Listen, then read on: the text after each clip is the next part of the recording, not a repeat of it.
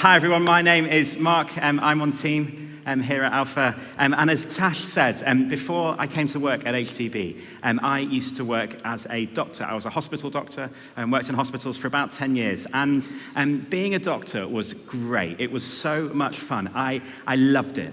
I loved the variety, I loved the adrenaline, I loved the unpredictability, but I also loved the people you got to meet. And you would meet the most interesting people who sometimes had made some quite sort of suboptimal like decisions, with their life. So some of my favorites were, there was this teenager who thought it was a great idea to jump from a height on his skateboard onto one of those, those like exercise balls that was on top of his trampoline. And he seemed like surprised when this had gone wrong and like things had happened to his nose.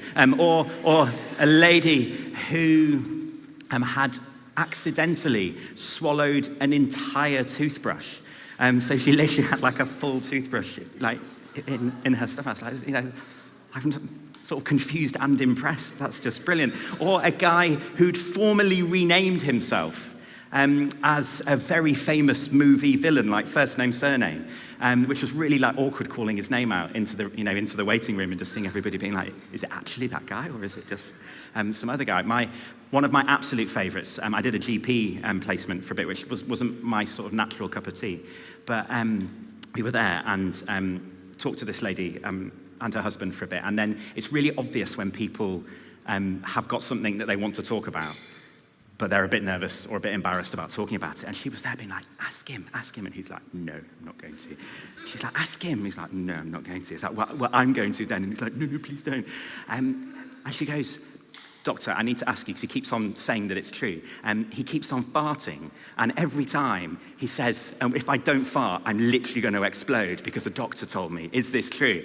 And I felt a bit bad for sort of, slightly selling him out, but I was just like, no, there's absolutely no truth in that. He's just giving you really dodgy excuses. And after a few years of working in A&E and meeting all these amazing people, I switched my training and started doing anesthetics, which is sort of putting people to sleep for operations and intensive care. And the craziest thing that I found with anesthetics was how often you would meet a fellow human being for the first time, and within minutes, sometimes seconds, they would be trusting you with their lives. They would be trusting you to put them to sleep, to keep them asleep during the operation, and to wake them up again afterwards.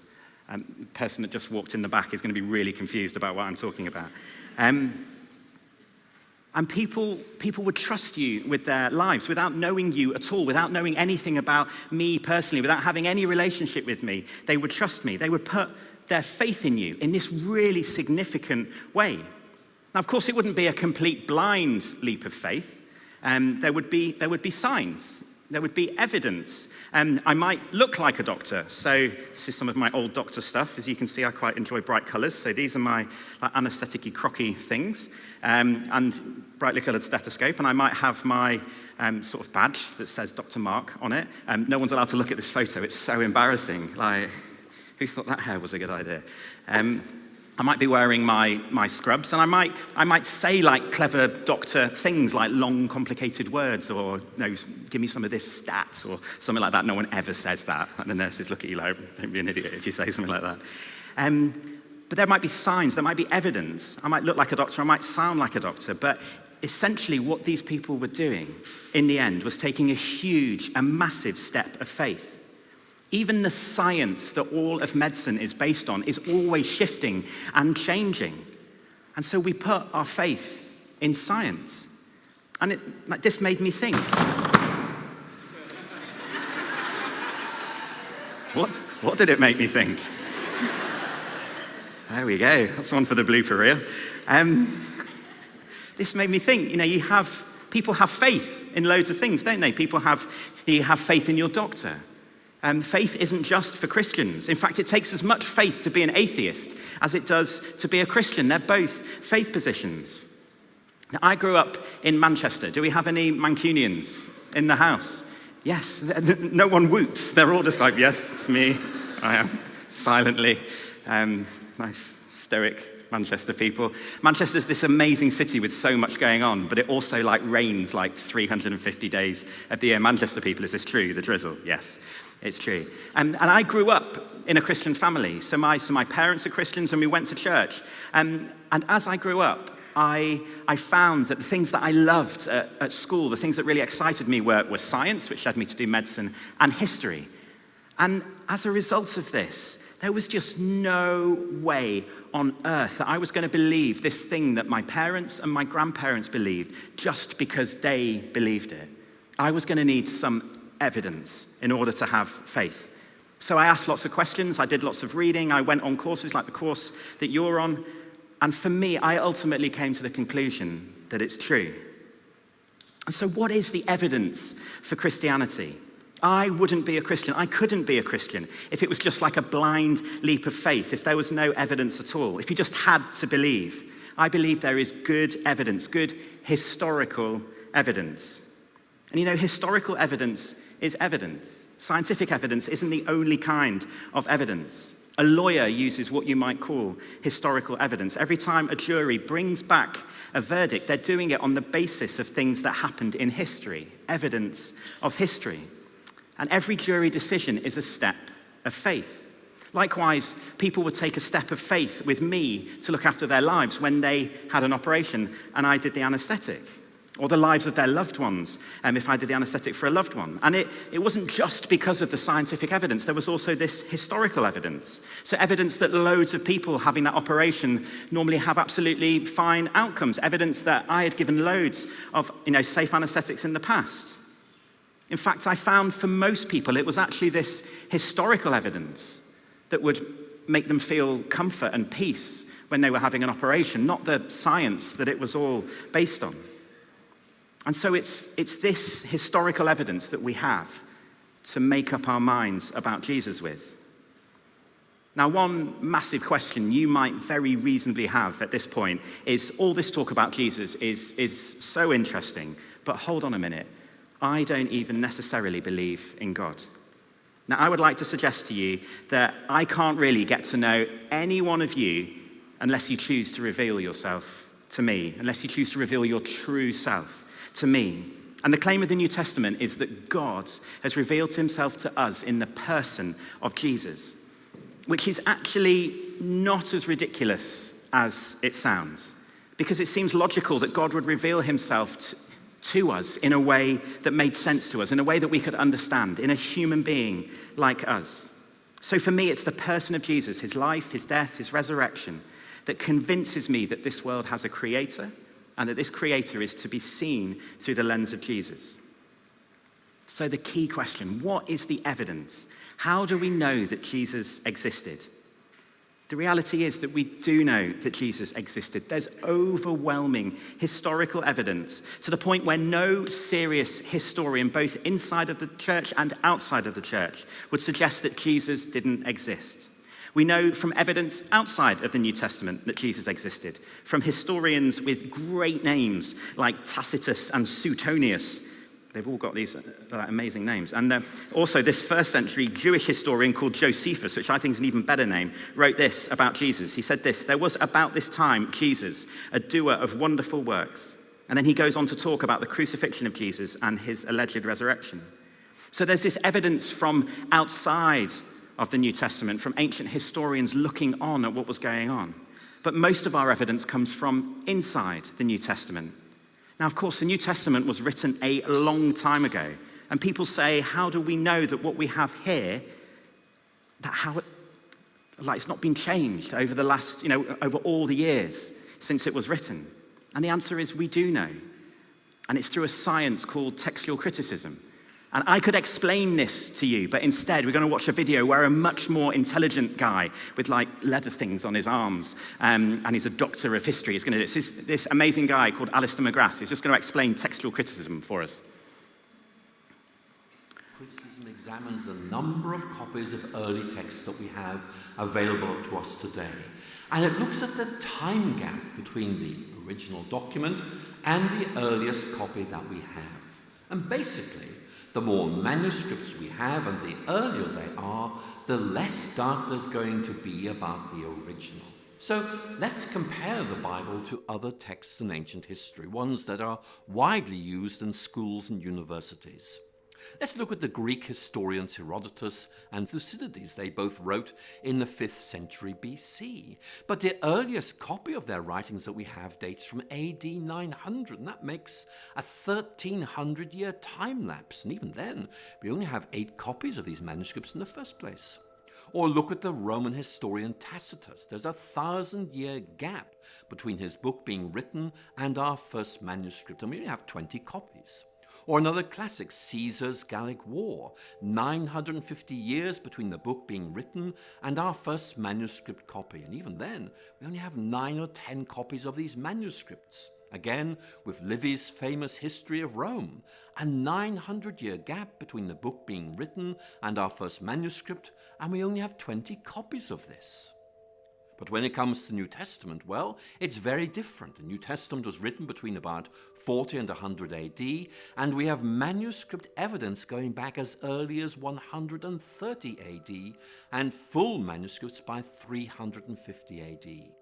And we have more than 5,300 Greek manuscripts, 10,000 Latin translations, and 9,300 others. So, we can be pretty confident in the accuracy, the authenticity, and the integrity of the New Testament scriptures that have been passed down to us today. The remarkable thing about the Bible is there's such a short chronological distance between the events being described and our first manuscripts. So in many ways, the Bible scholars are in a very fortunate position of being able to check these things out and finding that they are much more reliable than, for example, some of the alternatives you're looking at. And as a scholar, I am more than happy to say, I trust this, I take it very, very seriously, I rely on it.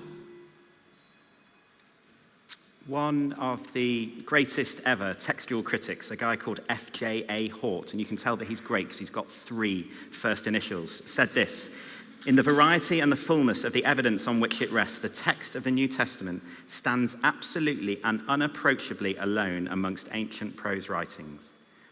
And no secular historian would disagree with that. So we know from evidence outside and inside the New Testament that Jesus existed. But who was he? We know he was fully human, he had a body, emotions, experiences, but many today would say, yes, he was a human being. We know he existed. We know he was maybe a great human being. Maybe he was a great religious teacher, but no more than that. To suggest he was the Son of God, to suggest that he was God, well, that's going too far. So there are 2 parts of this argument. The first part of the argument is, what did Jesus think about himself? Because if Jesus didn't think that he was God, that's the end of the argument. And the second part of the argument is this: if he did think he was God, was he right? So the first part of the argument, what did Jesus say about himself? The first bit of evidence here is that Jesus' teaching was centered on himself. Great religious teachers almost always point away from themselves. They say, don't look at me, look at God. But Jesus, who personified humility, said, look at me, come to me. We all have questions about our ultimate meaning and purpose. What is our life about? We have this sense that you might call a spiritual hunger, this sense that other things don't quite satisfy. However good these things are, there's always this slight void, this sense that something is missing. Well, Jesus said, I am the bread of life. If you want your hunger satisfied, come to me. There's stuff in our lives that we don't quite like. I have stuff in my life that I don't like. I have things and habits and stuff that I find quite addictive. And Jesus says, if the Son sets you free, you will really be free. And here he's talking about himself. So he's essentially saying, if I set you free, you will be free.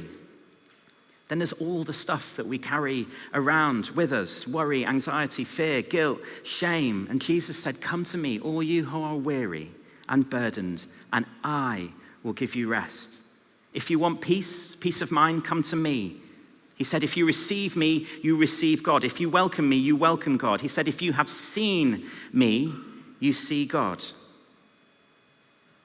There's this old story of a small child drawing a picture of God in class one time. The teacher said, "What are you doing?" And the child said, "I'm drawing a picture of God."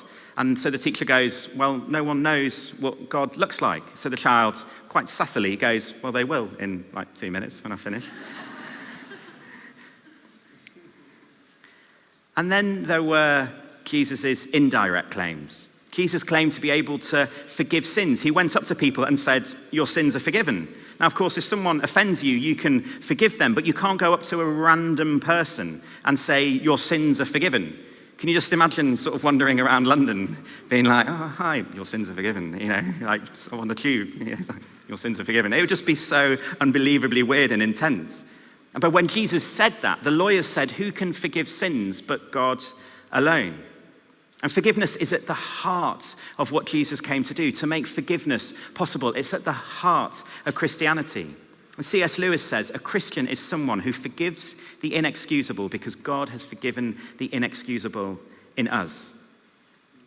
And then there were his direct claims. And there are just so many of them. We haven't got time to look at them all, but I'd love to just look at one. In the Gospel of John, chapter 10, verses 30 to 33, Jesus said this, "I and the Father are one." Now, a claim like this, which is essentially a claim to be God, was blasphemy in the eyes of all the people at the time. And so they picked up stones to stone him. And Jesus said, "I have shown you many great miracles from the Father. For which of these do you stone me?" And they say this, "We're not stoning you for any of these," they replied, "but for blasphemy, because you, a mere human being, claim to be God." And so I think if you look at the evidence, it's clear that Jesus did make that claim, the claim that he was God. And it's an astonishing claim. But of course, a claim like that needs to be tested. Either it was not true, and Jesus knew perfectly well it was not true, in which case he was a fraudster, or it was not true and he simply didn't realize it was not true. He genuinely thought he was God, in which case he was deluded, or we would say insane. But logically, there is only really one other possibility, that it's true, that he was God. C.S. Lewis, one of the intellectual giants of the 20th century, and of course best known as the author of the Chronicles of Narnia, said this, "A man who was merely a man and said the sort of things that Jesus said would not be a great moral teacher. He'd either be insane or else he'd be the devil of hell. You must make your choice. Either this man was and is the Son of God, or else insane or something worse. But let's not come up with any patronizing nonsense about his being a great human teacher. He has not left that option open to us. He did not intend to." So that was the first part of the argument. The second part of the argument, was Jesus right in what he said about himself? What is the evidence to support these claims? Well, here's the first piece of evidence, his teaching. The teaching of Jesus is widely acknowledged to be the greatest teaching of all time. Love your neighbor as yourself. Do to other people as you would have them do to you. And then this, totally revolutionary, the first person ever to say, love your enemy. Jesus' teaching has been the foundation of our entire civilization in the West. Many of our laws were originally founded on the teaching of Jesus. We've advanced in almost every area of science and technology over the last 2,000 years. Think how much we've advanced in science and tech just even in the last 10 years, the last 20 years. Well, in 2,000 years, no one has ever improved on the moral teaching of Jesus. They're the greatest words ever spoken. They're the kind of words you'd expect God to speak. So that's the first piece of evidence, his teaching. And then there's secondly, his life, what he did. For a long time, I honestly thought that Christianity was quite boring. I thought Jesus was a bit boring and a bit serious. He seemed quite intense. And I thought Jesus was the kind of person who would turn up to a party and turn the wine into water. And so I absolutely loved reading a story in the Bible of Jesus going to a party, and one of the people in charge of the party runs up to him and says, "We've run out of wine." And he says, "Go and get those jars, fill them up with some tap water, and then just start pouring it out for the guests." And so they start doing this, and out comes the best wine. Jesus' first miracle was to make a great party even greater. But not just his miracles, his love for the marginalized, feeding the hungry, healing the sick, and ultimately laying down his life for us. Jesus said, greater love has no man than this, than they lay down his life for his friends. And then his character has impressed millions of people who wouldn't call themselves Christians. Time magazine described Jesus as the most persistent symbol of purity, selflessness, and love in the history of humanity. His enemies could find no fault in him, and his friends who knew him really well said, this guy is without sin. I often think the real test of character is when we're under pressure. And when Jesus was being tortured, he said about his torturers, Father, forgive them. They don't know what they're doing. And then there is his fulfillment of prophecy. No one else in the world has a whole collection of books written about them before they've even been born. Jesus fulfilled over 300 prophecies, 29 of them in a single day. And you might say, well, maybe he got hold of the Old Testament. He began reading all these prophecies and thought, right, well, I better go around just like filling them all in. And that's a completely legitimate argument. But the problem is, firstly, there's so many of them. And secondly, there are a number of them that he had no control over. The exact manner of his death was prophesied. The place of his burial was prophesied. Even the place of his birth was prophesied. And from a medical point of view, it's really, really difficult to arrange where you're going to be born before you've actually been born. And then his conquest of death. This is the cornerstone of Christianity. And it's so relevant to every single person here because statistically speaking, 1 in 1 die. Now, this is not really a topic for a nice Wednesday evening in London, sort of mid-October, because death's not really one of those things that we talk about as a culture. It's like a taboo topic for us culturally, like sex was for the Victorians. And I've actually seen that taboo nature of this topic firsthand. I've had unbelievably difficult conversations with family and friends of critically unwell people on intensive care who just can't understand that the person who they love might die. And it's not just shock or denial, it's because we just don't talk about death in our culture until it's right in front of us. And I know that these last few years with the pandemic and COVID has brought this reality home for so many people, and honestly, that includes me. The reality is people die. One of the toughest things about all the jobs I did, A&E, anesthetics, intensive care, was that we were dealing with the sickest patients and encountering death on a daily basis. And the truth is, at that moment when someone dies, or maybe you've been to a funeral and seen the coffin being lowered into the ground, at those moments, it seems so final. And it is final, unless death has been conquered. And that's the claim of the New Testament, that Jesus died and he was buried, and on the third day, he was raised to life. And that means it's possible for each of us to have eternal life, which is an extraordinary claim. But the key question here is it true? Is there evidence for the resurrection of Jesus? Well, I believe that there is. First of all, there's his absence from the tomb. No one has ever satisfactorily explained why Jesus' body was not there on the first Easter day. People have come up with all sorts of explanations. The authorities stole the body is the most popular one. Well, firstly, the tomb was sealed with a massive stone and guards were put outside. But even if the authorities had stolen the body, and this is the bit that convinces me, why didn't they produce it when everybody else is saying Jesus has rose from the dead? They couldn't. Another thing that makes theft unlikely is that when the disciples heard that Jesus had been raised from the dead, they ran to the tomb. And when they got to the tomb, they looked in and all they found was the grave clothes that Jesus was covered in. They were still there. And these would have been the only valuable things that a robber could have stolen and made some money out of. And they were just collapsed on the floor, and the piece that had been around his head had been folded up and put in a different place. And it says that when the disciples saw that was when they believed. So the first thing is his absence from the tomb. The second thing is his presence with the disciples. Jesus was seen on several occasions, on one occasion by more than 500 people, which is more than the number of people in this room tonight. Now, one objection is that this could simply have been a hallucination. Now, I have seen people have hallucinations, like to specify it's sort of professionally, not recreationally. There are many reasons why these hallucinations may happen, but I've never seen or heard of multiple people having identical hallucinations at the exact same time. That, to me, from a medical point of view, would be even more unbelievable than Jesus having risen. And then there was the transformation of the disciples. Here was a group of people depressed, disillusioned, and suddenly they're going around saying, we've seen Jesus. He really is alive. And then this next bit, which for me was the bit that convinced me the most.